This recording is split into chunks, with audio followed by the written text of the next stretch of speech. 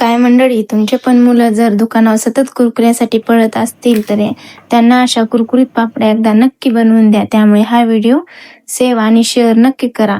मी इथे 2 वाटी मैदा घेतला आहे. त्या चवीनुसार मीठ, लाल तिखट, हळदी पावडर, जिरा आणि ओवा त्यामध्ये ॲड केला आणि गरम तेल 2 चमचे त्यामध्ये ॲड केला आणि सर्व जिन्नस मिक्स करून त्याचा एक उंडा तयार करून घेतला अशा प्रकारे.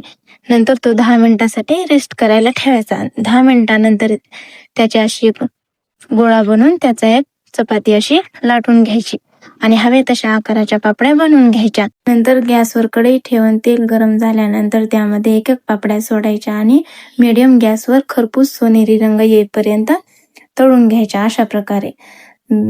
तर बघा मंडळी, आपल्या अशा खरपूस खमंग कुरकुरीत पापड्या तयार झाल्या आहेत. नक्की तुमच्या घरी तुमच्या मुलांना नक्की एकदा बनवून द्या.